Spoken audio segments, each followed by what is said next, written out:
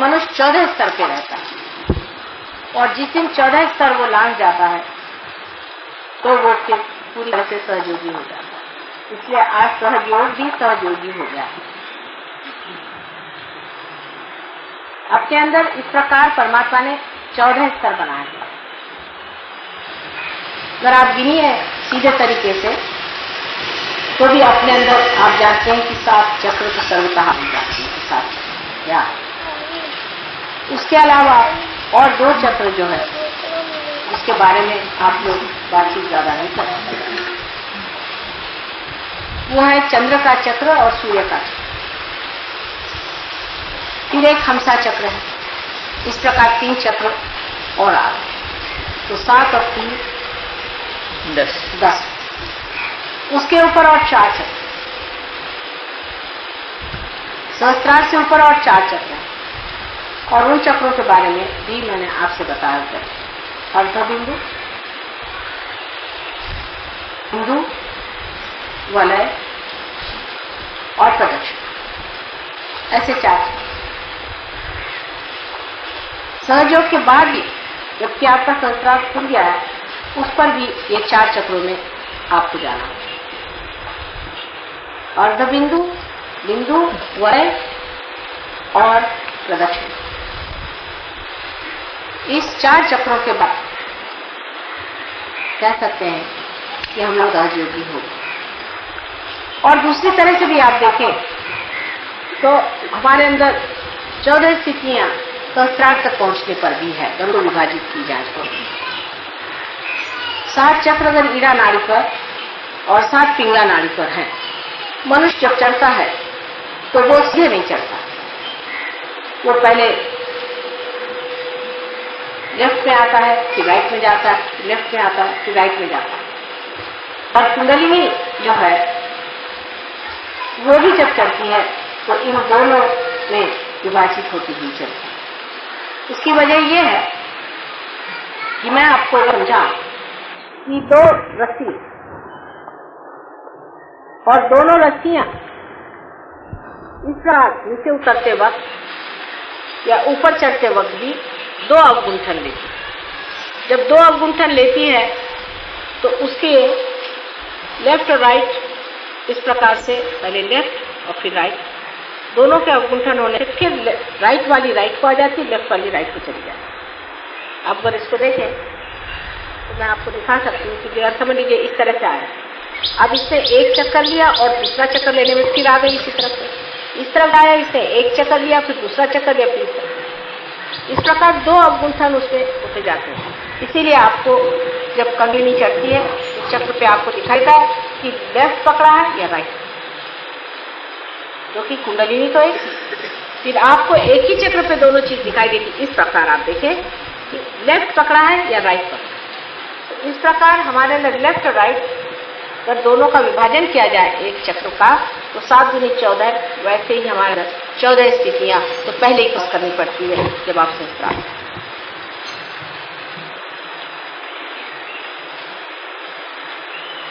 और अगर इसको आप समझ लें कि 7 ये और ऊपर के 7, इस तरह भी वो 14 का एक मार्ग है। इसलिए 14 की जो है वो कुंडलिनी शास्त्र में बहुत महत्वपूर्ण चीज है। और जब तक हम इस चीज को पूरी तरह से न समझें कि इस 14 चीजों से जब हम परे उठेंगे तभी हम सहयोग के पूरी तरह से अधिकारी हैं। हमको आगे बढ़ते ही रहना चाहिए और उसमें पूरी तरह से रचते रहना।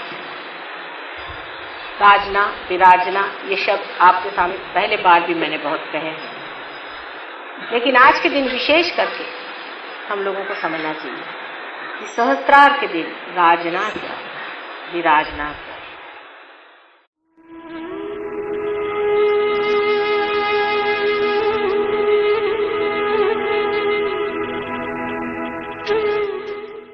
रामनवमी के अवसर पे एकत्रित हुए हैं और सबने कहा है कि श्री राम के बारे में महापत है। आप जानते हैं कि हमारे चक्रों में श्री राम बहुत महत्वपूर्ण स्थान लिए हुए हैं वो हमारे राइट हार्ट पर विराजित है। श्री राम एक पिता का स्थान लिए हुए हैं, इसलिए आपके पिता के कर्तव्य में या उसके प्रेम में कुछ कमी रह जाए तो ये चक्र पकड़ सकता है। सहयोग में हम समझ सकते हैं कि राम और सब जितने भी देवताएं हैं, जो कुछ भी शक्ति के स्वरूप संसार में आए हैं, वो अपना अपना कार्य करने आए। उसमें श्री राम का विशेष रूप से कार्य है। जैसे कि सोक्रेटिस ने कहा हुआ है कि संसार में बेनेवोलेंट किंग आना चाहिए, उसके प्रतीक रूप श्री रामचंद्र जी इस संसार में आए। सो वो पूरी तरह से मनुष्य रूप धारण करके आए थे। वो ये भी भूल गए थे कि मैं श्री विष्णु का अवतार, भुला दिया गया। किंतु सर्व संसार के लिए वो एक पुरुषोत्तम राम थे कि बचपन का जीवन सब आप जानते हैं और उनकी सब विशेषताएं आप लोगों ने सुन रखी है। हम लोगों को सहयोग में ये समझ लेना चाहिए कि हम किसी भी देवता को मानते हैं और उसको हम अपना आराध्य मानते हैं, तो हमारे अंदर उसकी कौन सी विशेषताएं आई हुई, कौन से गुण हमने प्राप्त किए।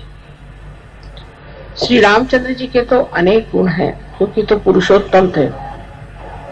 उनका एक गुण था कि वो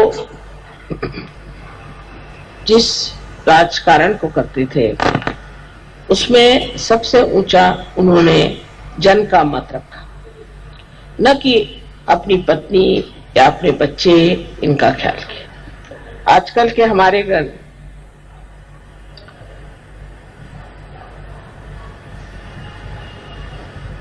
राजकीय लोग, पॉलिटिशियंस इस चीज को समझ लें तो उनसे स्वार्थ ही निकल जाए, वो निस्वार्थ हो जाए, धर्मपरायण हो जाए। कि तो श्री राम की जो प्रतिमा है वही आज तक किसी ने भी अपनाने का प्रयत्न नहीं किया। उल्टे उनके भजन जरूर गाएंगे, उनके नाम से बहुत बड़े बड़े ऑर्गेनाइजेशन बने हैं, राम मंदिर बनाएंगे, लेकिन ये सब बना लेने से क्या श्री राम आपके अंदर प्रवेश कर सकते हैं? क्या आपके जीवन में उनका प्रकाश आ सकता है या नहीं? ये सिर्फ सहयोगी ही कर सकते हैं कि अपने अंदर बसे हुए श्री राम को अपने चित्त के प्रकाश में लाए। वो अत्यंत निरपेक्ष थे। ऐसे तो सभी देवता लोग किसी भी पाप पुण्य से रहित होते हैं।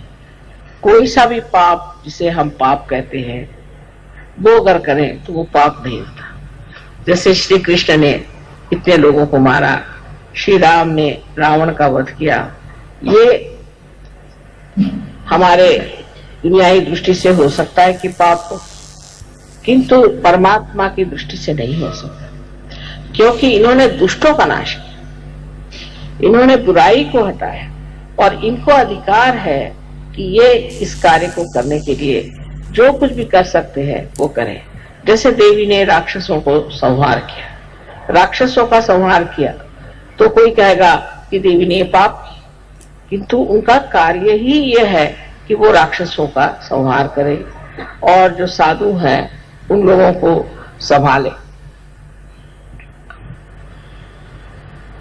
श्री रामचंद्र जी के जीवन में एक अहिल्योद्धार बहुत बड़ी चीज है। उन्होंने अहिल्या का उद्धार किया क्योंकि उसके पति ने उसे शापित कर दिया था। उस जमाने में भी कोई स्त्री अगर किसी भी तरह से वाम मार्ग में चली जाती थी तो उसका पति अगर साधु हो और उसकी स्थिति अगर ऊंची हो तो उसे शापित कर देता था। किंतु अहिल्या पर झूठा ही उन्होंने आरोप लगाया था, इल्जाम लगाया था, और इस तरह से उसको भी उन्होंने पत्थर बना दिया। तो श्री राम ने उस अहिल्या का भी उद्धार कर दिया। विशेषकर उनकी जो पत्नी के प्रति प्रेम की, एक पत्नी व्रत के प्रति जो एक उनका व्रत था, वो बहुत समझने लायक। हालांकि वो जानते थे कि सीता जी महालक्ष्मी स्वरूपा है, वो स्वयं देवी है, किंतु मनुष्य के रूप उन्होंने अपने पत्नी के सिवाय किसी और स्त्री की तरफ आंख उठा करके भी नहीं देखा। जब हम राम की बात करते हैं तो हमारे अंदर जो पतित्व है वो भी हमारा स्वच्छ होना चाहिए। अगर कोई स्त्री श्री राम के बारे में सोचती है तो उसको भी अपने पति के प्रति वैसी ही श्रद्धा होनी चाहिए जैसे सीता जी को अपने पति के प्रति थी, और उसी प्रकार पति को भी श्री राम जैसे एक पत्नी व्रत होना चाहिए। सहयोग में बात कठिन नहीं, स्त्री का मान रखना चाहिए, अपने पत्नी को मान से रखना चाहिए।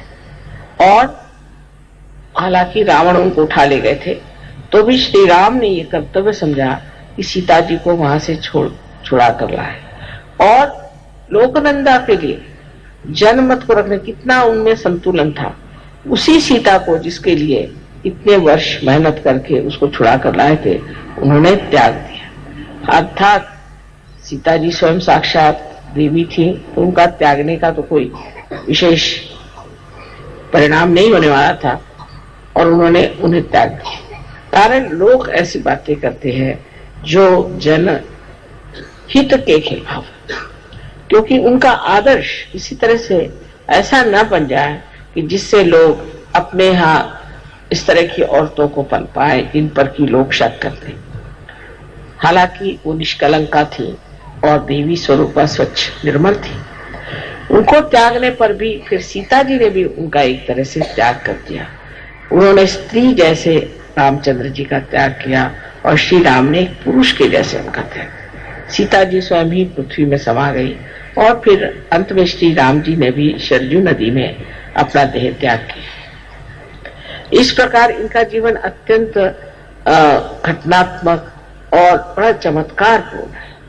सारे जीवन में देखिए तो सीता और राम का आपस का व्यवहार और उनका एक दूसरे के प्रति श्रद्धामय रहना।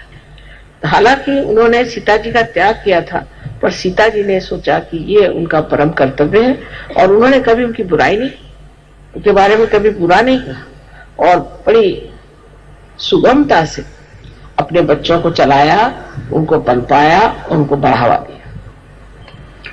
इस श्री राम के जो 2 बच्चे हुए, जिनको हम लव और कुश कहते हैं, वो भी एक भक्त स्वरूप कहना चाहिए कि जो संसार में आए उनको हम शिष्य की तरह से देख सकते हैं।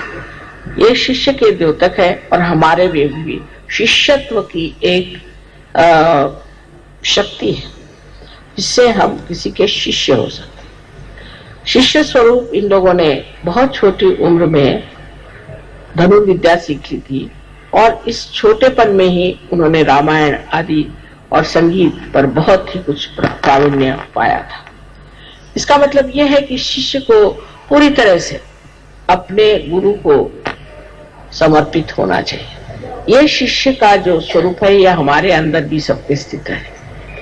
और माँ जो कि शक्ति थी, उसके प्रति वो पूरी तरह से समर्पित है। उस वक्त श्री राम से भी लड़ने के लिए वो तैयार हो गए, क्योंकि अपने माँ के लिए। तो माँ को उन्होंने दुनिया में सबसे ऊंची चीज समझी, और उस माँ ने भी अपने बच्चों को पालना, उनका संवर्धन करना, उनको धर्म में खड़ा करना और उनकी पूरी प्रगति करना एकमेव कर्तव्य किया। नहीं तो अपने आजकल की औरतें रात दिन रोते ही रहेंगे, मेरे पति ने छोड़ दिया, पति ने छोड़ दिया, और जब पति मिलेगा तो उससे लड़ती रहेंगे हर समय, और जब पति ने छोड़ दिया तो रोती रहेंगी। छोड़ दिया तो कोई बात नहीं, मेरे बच्चे हैं, इनको मुझे संभालना है।